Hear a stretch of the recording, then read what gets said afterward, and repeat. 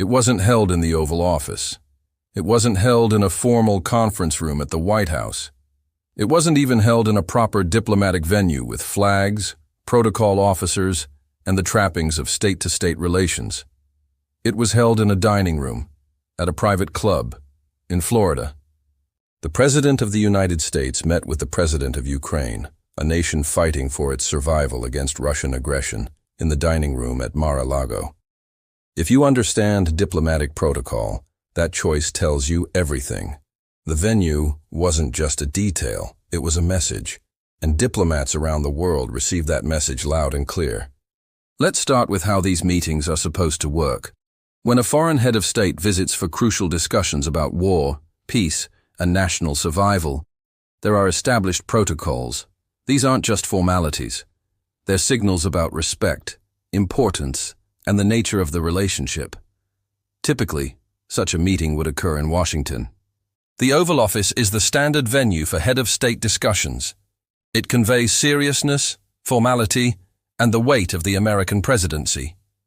If not the Oval Office, then the Cabinet Room, the Roosevelt Room, or another formal White House space designed for diplomatic engagement. The venue includes American and foreign flags positioned appropriately. Protocol officers ensure proper arrangements.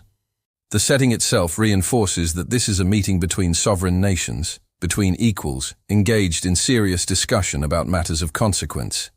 Even when presidents meet foreign leaders outside Washington, at Camp David for instance, the venues are chosen to convey appropriate dignity and seriousness. A dining room at a private club doesn't fit any of these categories. Let's be specific about what Mar-a-Lago represents. It's Trump's personal property, a private club where people pay membership fees for access, a commercial venue that hosts weddings, parties, and social events for paying customers. It's not government property. It's not designed for diplomatic functions. It has no secure facilities for sensitive discussions, no proper protocols for handling classified information. When Trump conducts government business there, he's essentially using his personal commercial property as an extension of the White House, blurring lines between public office and private interest in ways that raise obvious concerns. But even setting aside those concerns, there's the basic question of what message the venue sends. A dining room at Mar-a-Lago says, "This is casual. This isn't terribly important. This is fit for the same space where club members have dinner." That's the message. Whether intended or not, that's what the venue choice communicated. Now let's contrast this with how Trump received Vladimir Putin. When Putin visited Alaska for discussions with Trump, there was a red carpet, literally rolled out on the tarmac. American military personnel participated in the ceremony, getting down on their knees to roll out that carpet for the Russian president. Full diplomatic protocol, formal reception, all the trappings of respect between major powers. The photographs from that event are striking.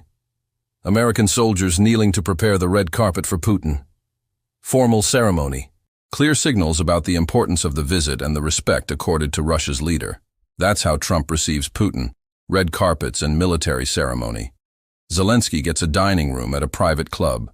The contrast isn't subtle, and it wasn't lost on anyone paying attention. But the venue was just the beginning of the protocol violations. When Zelensky's plane landed in Florida, no American official was there to greet him. Not the Secretary of State, not a senior defense official, not even a mid-level diplomat from the State Department. The only person there to greet the president of Ukraine was Ukraine's own ambassador to the United States. Think about what that means.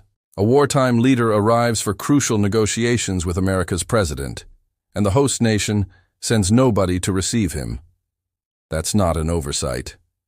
Diplomatic protocol requires someone to be there. The absence of any American official is a choice, a deliberate signal. Compare this to standard practice.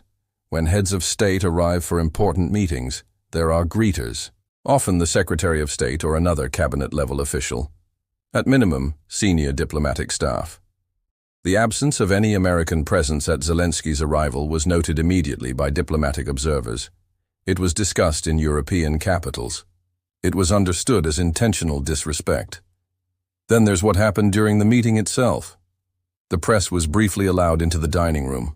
Standard practice, photo opportunity, a few questions, then the press leaves for private discussions. but how Trump handled the press departure was bizarre and telling. "I think you could sit outside and have some food," Trump told reporters.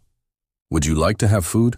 Or do you consider that a bribe, and therefore you cannot write honestly, or therefore you have to write a bad story? Then, if you'd like, would you like something to eat at this time? Yes or no? You can speak." This strange riff about food and bribes, in front of Zelensky, treating the press ejection as some kind of joke about whether offering food constitutes bribery. The whole exchange was undignified, inappropriate for the gravity of the meeting, and further reinforced the casual, unserious atmosphere. Zelensky, standing there, had to maintain diplomatic composure, while Trump turned what should have been a solemn discussion about his country's survival into an odd comedy routine about food and bribes. Let's talk about what diplomatic protocol exists to accomplish. It's not just pageantry. It's not just tradition for tradition's sake. Protocol serves specific purposes in international relations. First, it signals respect. How you receive a foreign leader communicates how you value the relationship, how seriously you take their concerns, and how important you consider the discussions. Second, it establishes equality. Proper diplomatic venues and protocols emphasize that this is a meeting between sovereign nations, between leaders who represent their peoples with equal legitimacy. Third, it creates appropriate atmosphere. Formal settings encourage formal, serious discussion. They remind everyone in the room that what's being discussed matters enormously. Fourth, it signals to domestic and international audiences. Other nations watch how you treat their peers. Your own diplomatic corps observes whether protocols are being followed. The message extends far beyond the immediate meeting. Trump's choice to hold this meeting in a Mar-a-Lago dining room violated all of these purposes. It signaled disrespect. It failed to establish equality. Meeting at Trump's private club rather than government property puts Zelensky in the position of a visitor to Trump's personal space rather than a meeting between heads of state. It created casual rather than serious atmosphere. And it sent messages to audiences worldwide about how America values Ukraine and its leadership. Diplomatic observers noticed immediately. One European ambassador, speaking to journalists on background, called the venue choice a clear signal about how seriously the administration takes Ukrainian sovereignty. Another diplomat noted that receiving Putin with ceremony and Zelensky in a dining room tells you everything about whose side Trump considers himself on. These aren't overreactions to minor details. Diplomats are trained to read these signals. Venue, protocol, ceremony. These things matter in their profession. They communicate intentions and relationships.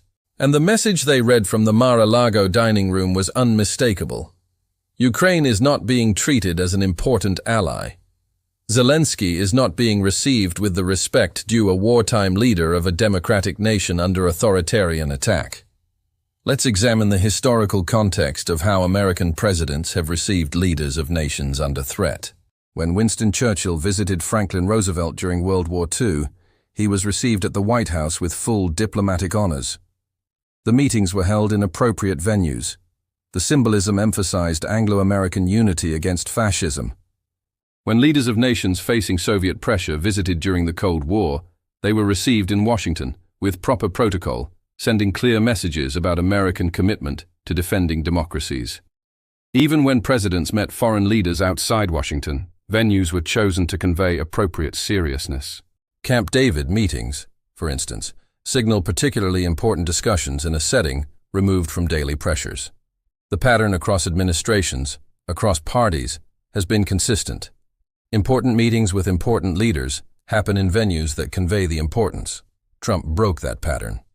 Not through some considered innovation in diplomatic practice, but through apparent indifference to what the venue choice communicated. There's another element worth noting: the decision to hold this meeting in Florida rather than Washington. Trump's preference for conducting government business at Mar-a-Lago has been controversial throughout his presidency. Security concerns about classified information in a commercial venue. Questions about foreign nationals with club memberships having access to government officials. The general mixing of official duties with Trump's personal business interests. But beyond those concerns, There's the basic question of why crucial negotiations about Ukraine's future are happening in Florida rather than Washington. The answer appears to be Trump's personal preference for Mar-a-Lago over the White House, his comfort with his own property over government facilities. But diplomatic protocol doesn't operate on presidential personal preference. It operates on what serves national interests and conveys appropriate messages. Meeting in Washington would have required Trump to accommodate the purpose of the meeting, serious discussions about war and peace, rather than Zelensky accommodating Trump's preference for his Florida club. The choice of Florida over Washington was another signal. Trump's personal convenience matters more than diplomatic propriety. Now let's talk about the dining room specifically. Not a private study, not even a conference room, a dining room where club members eat meals. The informality is almost studied, as if the goal was to strip away any sense that this was a meeting between heads of state about matters of war and peace. During the meeting, other people were apparently present or nearby. This wasn't a secure, private discussion. It was held in a venue where maintaining confidentiality would be difficult. Diplomatic discussions often involve sensitive information, military assessments, intelligence briefings, strategic planning. These conversations require secure facilities specifically designed for handling classified material. A dining room at a private club is not such a facility, so either the discussions were constrained by the insecure venue, limiting what could be discussed frankly, or sensitive information was discussed in an inappropriate setting. Neither option is acceptable from a security or diplomatic standpoint. The contrast with Carney's reception of Zelensky the same week is instructive. When Canadian Prime Minister Mark Carney met with Zelensky in Ottawa, it was held in appropriate government facilities. Proper diplomatic protocol was observed. The setting conveyed respect and seriousness. Carney's statements during that meeting used appropriate formal language about standing with Ukraine during difficult times, about the barbarism of Russian attacks, about Canada's commitment to supporting democracy. The entire tone was different, and part of that difference came from the setting. Meeting in proper diplomatic venues, with appropriate protocol, creates atmosphere that encourages serious, formal discussion. Trump's dining room created atmosphere that encouraged casual, unserious approach. And that's exactly what we got. Trump making bizarre comments about food and bribes. Trump characterizing Putin as generous. Trump turning crucial negotiations into something that felt more like a social call than affairs of state. The venue shaped the tone, and the tone was inappropriate for what was at stake. Let's address the argument that maybe venue doesn't really matter, that what's said is more important than where it's said. There's some truth to that. Content matters more than setting, but venue shapes content. The atmosphere of a meeting influences how people communicate, what they feel comfortable saying, how seriously they approach the discussion. Moreover, venue communicates to audiences beyond the room. When European allies see Zelensky received in a Mar-a-Lago dining room while Putin gets red carpets, they draw conclusions about American priorities and commitments. When Ukrainian officials see their president treated with less ceremony than Russia's president, they adjust their assessment of American reliability. When other democracies facing authoritarian threats observe how America treats Ukraine's leadership, they factor that into their strategic planning about whether American support can be counted on. The venue matters because the message matters. And the message sent by the Mar-a-Lago dining room was devastating for American credibility as an ally. There's also the question of why Trump couldn't bring himself to meet Zelensky in Washington.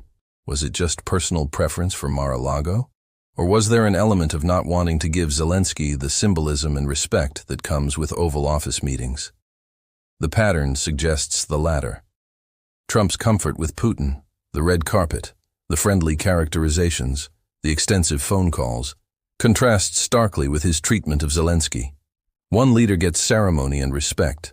The other gets a dining room and casual disregard. That's not accidental. That's reflective of how Trump views these relationships and whose side he considers himself on. Diplomatic historians will look back at the Mar-a-Lago dining room meeting as symbolic of a particular moment in American foreign policy. The moment when American diplomatic protocol, refined over decades to serve national interests and convey appropriate messages, was discarded in favor of presidential personal preference and apparent indifference to symbolism. The moment when America's closest allies learned they couldn't count on receiving basic diplomatic respect, while America's adversaries received ceremony and accommodation. The moment when the venue choice told the story better than any words could, about priorities, about values, about who matters and who doesn't in Trump's foreign policy worldview. Let's end with a simple thought experiment. Imagine you're President Zelensky. Your country is fighting for survival. Hundreds of thousands of casualties, cities destroyed, millions displaced. Every day your people face Russian missiles and artillery. You travel to meet with the President of the United States, historically your country's most important supporter. The leader whose decisions about military aid, diplomatic support and security guarantees could determine whether your nation survives as an independent democracy. You land at the airport. No American official greets you, just your own ambassador. You're driven to a private club, not the White House, not Camp David. A commercial venue where people pay membership fees. The meeting is held in a dining room, not a formal conference room, not the Oval Office. A space designed for meals, not diplomacy. The American president spent the morning on a 2.5-hour phone call with the leader who's trying to destroy your country. He'll call him again after meeting with you to report back. During your press conference, the American president characterizes your adversary as generous and as wanting to help your country. He tells you that your survival depends on making deals quickly and accepting territorial concessions.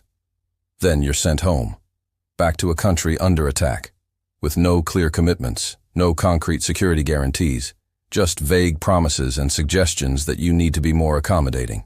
What message do you take from that experience? What message does the dining room communicate? The venue told the story. Everything else, the press conference, the phone calls with Putin, the lack of concrete commitments, confirmed what the dining room had already communicated. Ukraine doesn't matter enough for proper diplomatic protocol. Zelensky doesn't rate Oval Office treatment. The Mar-a-Lago dining room is sufficient for discussing the survival of a democracy under authoritarian attack. That's the message. That's what the venue communicated. And that's why the dining room matters. Why protocol matters. Why the symbols and settings of diplomacy serve crucial purposes beyond mere pageantry. There's one more dimension worth exploring. What this says about Trump's understanding of power and diplomacy. Trump appears to view diplomatic protocol as unnecessary formality rather than functional communication tool.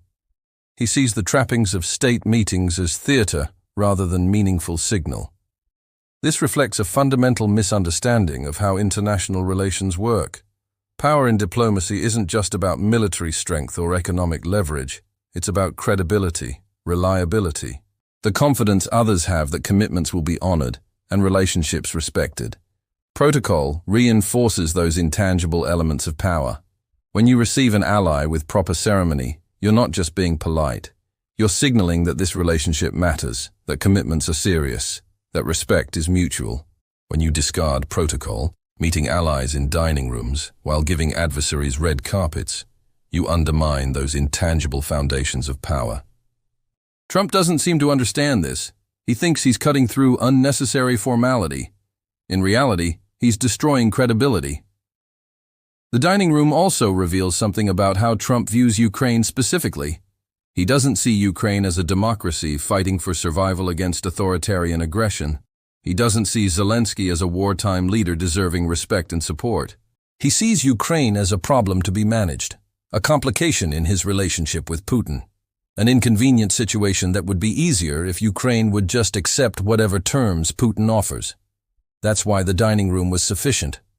From Trump's perspective, this wasn't a meeting between leaders of allied democracies. It was Trump dealing with a complication. And complications don't require Oval Office treatment. Compare this to how other world leaders received Zelensky during his diplomatic travels seeking support. In European capitals, Zelensky has been received with full diplomatic honors, formal venues, proper protocol, public statements of solidarity and support. In Ottawa, Carney met him with appropriate ceremony and announced $22.5 billion in concrete assistance. In London, Tokyo, Warsaw, everywhere Zelensky has traveled seeking support for his country's survival, he's been received with the respect due a democratic leader under attack. everywhere except Mar-a-Lago. The pattern is clear. Democratic leaders understand that supporting Ukraine requires more than just words. It requires treating Ukraine with respect, receiving its leadership with appropriate dignity, demonstrating through protocol and ceremony that this relationship matters. Trump either doesn't understand this or doesn't care. The dining room will be remembered. Years from now, when historians write about this period, the image of Zelensky meeting Trump in a Mar-a-Lago dining room will be symbolic. Symbolic of the moment when American diplomatic leadership faltered, when protocol was discarded, when allies learned they couldn't count on basic respect, let alone concrete support. Symbolic of the gap between Trump's treatment of Putin, red carpets and lengthy coordination calls, and his treatment of Zelensky, dining rooms and pressure to surrender. The venue captured the entire dynamic in a single image. No words necessary. The setting told the story, and that's ultimately why the dining room matters so much. In complex geopolitics, sometimes a single image cuts through the noise and communicates essential truth. The Mar-a-Lago dining room is that image for Trump's Ukraine policy, not the Oval Office, not a proper conference room, a dining room at a private club. That's how America receives a democratic leader fighting for survival against authoritarian conquest. The dining room told the story. The dining room was the message. And the world received that message clearly.